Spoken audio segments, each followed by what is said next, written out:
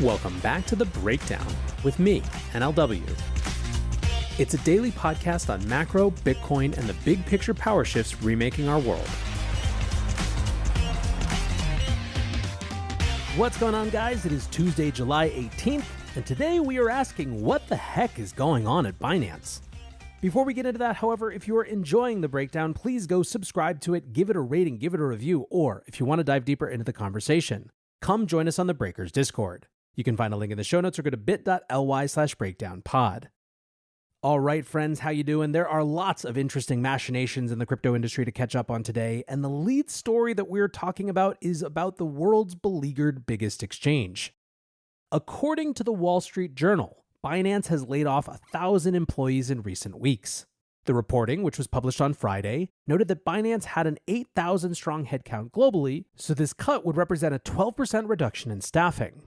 According to a former employee speaking anonymously with the newspaper, the cuts were focused largely on customer service staff. Reportedly, about 36 customer service employees based in India were among the layoffs. However, the source speculated that the planned round of layoffs could be much larger once complete. Ultimately, they suggested that it could amount to a one-third reduction in headcount by the end of the year. CNBC's reporting echoed this magnitude of cuts, with the source saying as many as 3,000 employees could be let go by the end of 2023. Now, a Binance spokesperson confirmed that employees were being let go, but declined to confirm how many.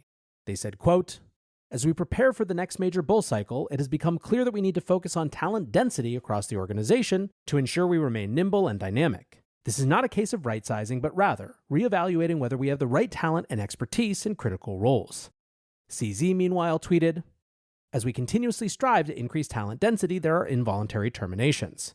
This happens in every company. The numbers reported by media are all way off. On the bright side, they just can't resist talking about us. We are still hiring." Now, rumors of deep cuts at Binance first emerged a few weeks ago. Alongside the rumblings of widespread layoffs, it was reported that at least 3 senior executives had parted ways with the exchange. Reporting had focused on the dissatisfaction with the way that CZ had handled ongoing investigations from the Justice Department. However, speaking publicly, multiple executives refuted this take on the situation, instead citing a host of personal reasons for their departures. Wall Street Journal reporting on the executive departures speculated that CZ had resisted calls to step down as CEO, with some senior staff thinking that his continued presence as the head of the company put the firm's survival at risk with serious criminal investigations ongoing. In addition to the layoffs, internal documents have leaked showing that Binance is slashing employee benefits. According to documents viewed by the Wall Street Journal, Binance had wound back benefits on June 19th, including mobile phone reimbursement, fitness reimbursement, and work-from-home allowances. The internal message stated that, quote, "Considering the current market environment and regulatory climate that has unfortunately led to a decline in profit, we have to be more prudent with our spending." Now, on top of this, Binance is also slashing expenses around sponsorships. On Tuesday, they announced that they had terminated their 5-year partnership with the Argentine Soccer Association after just 1 year. Now, strangely, Binance blamed a contractual breach, stating on Twitter that, quote, "We regularly evaluate the results of our partnerships around the world, and unfortunately, despite being offered time and opportunities, the AFA has not fully complied with its contractual obligations, which goes against our business values and our partnership principles." Now, for reference, Binance had inked the deal last year on the back of Argentina winning the World Cup. The exchange was both the major sponsor for the national team and the naming sponsor for the National League. By and large, I would say that at this point, the crypto industry has adopted a posture that there is just more to come. Andrew at AP Abacus writes, "Update, expecting additional Binance news this week. Legal and regulatory and internal leadership. More than rumblings at this point." A source says, quote, "In crypto, if you haven't figured it out by now, where there's smoke, there's usually considerable heat." DGen Spartan said, "Someone asked me about the Binance situation, and I started monologuing for like 20 minutes. My hypothesis is that they don't have access to enough actual dollars. This is why I mentally bucket them as a crypto-to-crypto only exchange rather than a crypto-to-fiat exchange." Now, in a later tweet, DGen said, "Regarding Binance, doesn't matter how many millions were made there, they are not owed your loyalty. You paid fees for a service, they provided it, end of transaction. No exchange, no protocol, no project, no bank, no government is owed your loyalty for life. Personally, I have already significantly reduced my exposure with Binance. I'm not a fan of what is going on with TUSD. I now view Binance as simply the most liquid crypto-to-crypto exchange at the moment. I hope they continue existing, but they are not TBTF infrastructure for me anymore."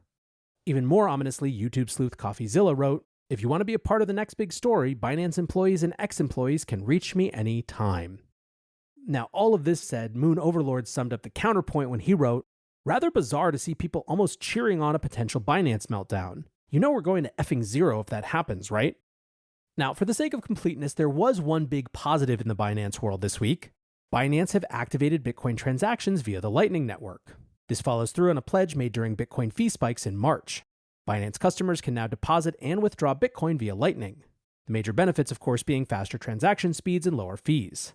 Now, that said, several customers are reporting that the Lightning integration on Binance seems to be falling short on both these factors, with some seeing no reduction in fee compared to standard Bitcoin transactions. Still, with this move made, a number of Bitcoiners are willing to extend the benefit of the doubt. Brad Mills wrote, "Great work, CZ. I know a lot of Bitcoiners don't like CZ because he runs a crypto casino, but he has reverence for Bitcoin and respect for Satoshi. He kept his word and adopted Lightning Network, and before Coinbase, I might add."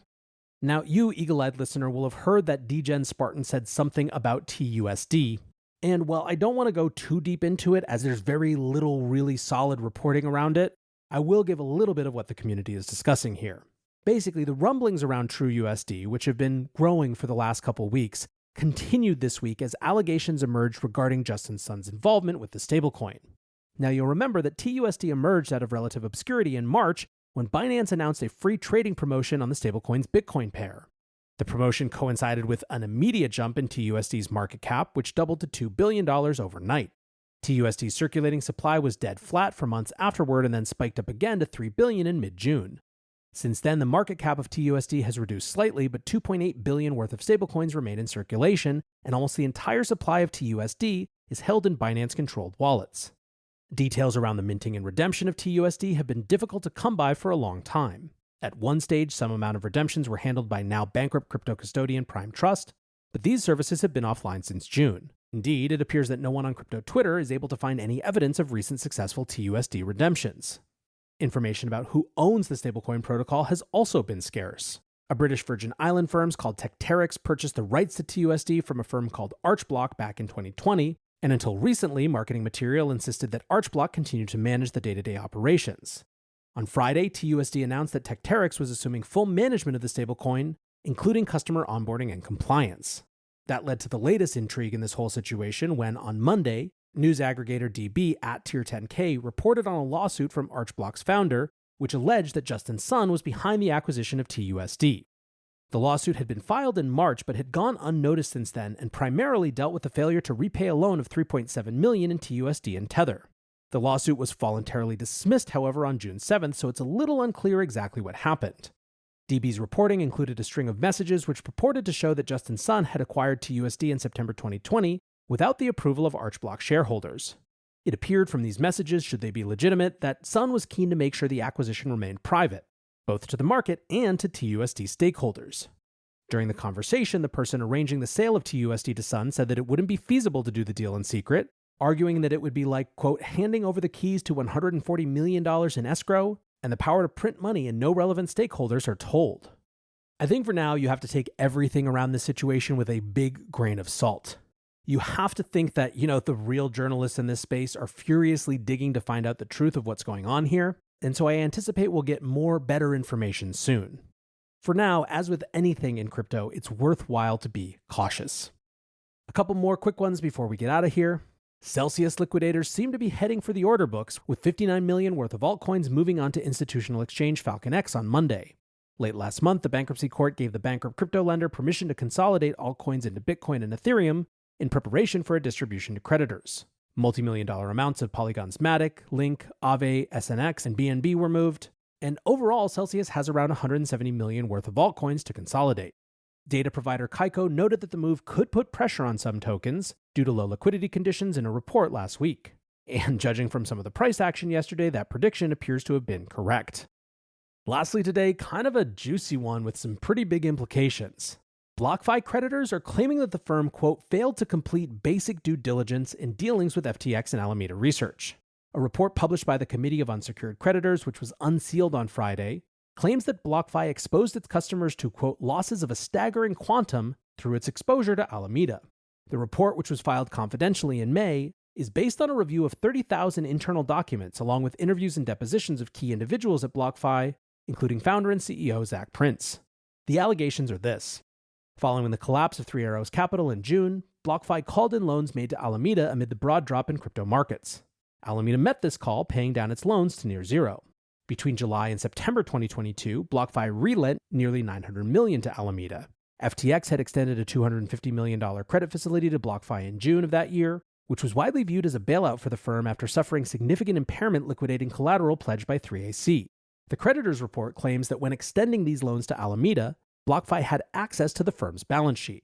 In other words, that same balance sheet which showed Alameda stuffed with FTT tokens and other worthless SAM coins. I don't think I need to remind you that publication of that balance sheet quickly led to the collapse of FTX after it was revealed by CoinDesk in early November. So despite having access to this information, the report accuses BlockFi of offering, quote, special treatment for FTT and Alameda that casts risk management principles entirely to the wind. Going on, the report alleges that warnings from BlockFi's internal risk committee were overruled by Prince, who dismissed calls to increase collateral requirements for Alameda. Instead, Prince said that BlockFi should, quote, offer terms that we think the client, Alameda, could say yes to. The creditors claim that Prince urged the risk team to learn to, quote, get comfortable with Alameda being a 3 arrow-sized borrower, just with FTT and other collateral types instead of GBTC shares. It's the largest, clearest growth opportunity we have, end quote.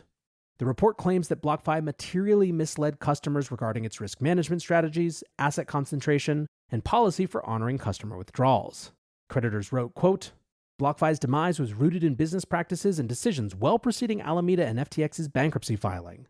Now, the creditors committee has been critical of efforts to reorganize BlockFi to exit bankruptcy so far.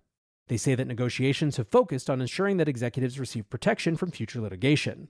They also referred to the tactics of delay while running up legal costs as extortion and argued that they should be allowed to file their own bankruptcy plan, which would liquidate remaining assets immediately. BlockFi, unsurprisingly, says that it, quote, disagrees with the committee's report. The firm points to its own court filing, which said BlockFi management had not misused customer funds for their own purposes or directed transactions without reasonable understanding of the risk. The previous filing said, quote, the special committee has not uncovered any evidence that the released parties knew, should have known, or reasonably could have known about FTX's and Alameda's true nature. And any legal claims, quote, do not justify prosecution from a cost-benefit perspective. Basically, it sounds to me like BlockFi is not necessarily trying to deny that they saw the balance sheet, which had so much FTT, but they are denying that that would a priori mean that they understood the fraud going on between FTX and Alameda, whereby Alameda had effectively an unlimited credit line funded by FTX customers. Either way, another nasty example of just how messy these crypto bankruptcies are. But that is going to do it for today. Let's hope for brighter times ahead. Thanks again for listening, and until next time, be safe and take care of each other. Peace.